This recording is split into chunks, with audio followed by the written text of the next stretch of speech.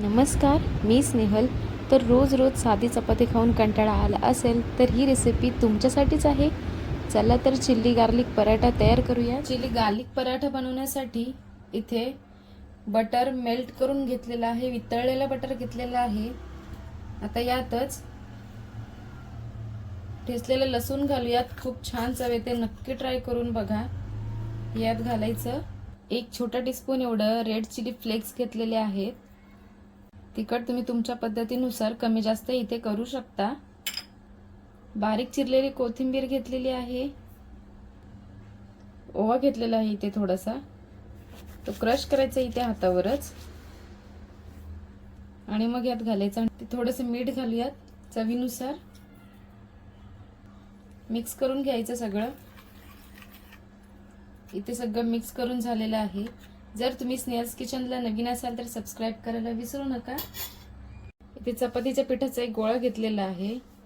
तुम्हाला ज्या आकाराचा लच्छा पराठा हवा आहे त्या आकाराचा तुम्ही छोटा किंवा मोठा एवढा घेऊ शकता. थोडंसं लाटून घेऊयात.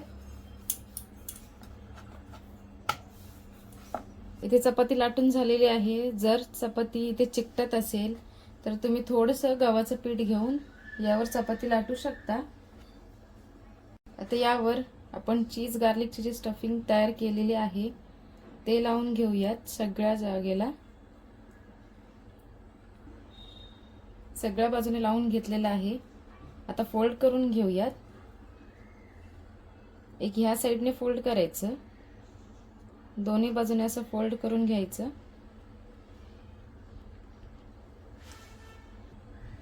थोडंसं असं लाटून घ्यायचं हलक्या हाताने. इथून फोल्ड करून घेऊयात दोन्ही साइडनी.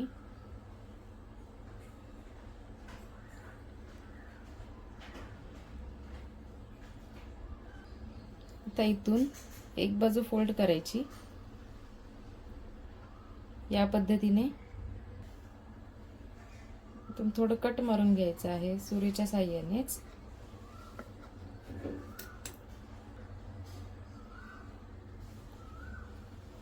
या पद्धतीने पसरवून घ्यायचं आहे त्याला. तुम्ही बघू शकता आत्ताच खूप लेअर पडलेले आहेत. लच्छा पराठ्यासारखे नक्की ट्राय करून बघा. चपाती खायचा कंटाळा आला असेल तरी ही रेसिपी तुम्ही नक्की ट्राय करू शकता. थोडं लाटून घेतलेलं आहे. यावर मिरचीचे बारीक तुकडे टाकूयात. परत एकदा लाटून घ्यायचं.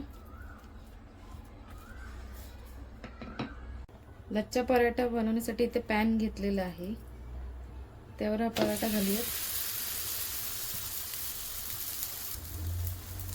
तूप घेतलेला आहे पराठा शेकवण्यासाठी. तुम्ही इथे तेलाचाही वापर करू शकता. तुम्ही बघू शकता खूप छान असे पदर सुटलेले आहेत.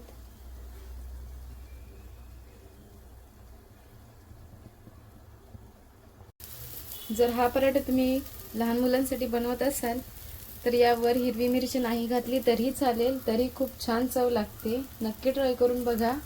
सगळे पराठे तयार करून घेऊयात याच पद्धतीने. तर ही रेसिपी नक्की ट्राय करून बघा. कशी वाटली ती कमेंट बॉक्समध्ये कळवा. ही रेसिपी आवडली असेल तर लाईक, शेअर, सबस्क्राईब करायला विसरू नका. भेटूया पुढच्याच नवीन रेसिपीजमध्ये. तोपर्यंत धन्यवाद.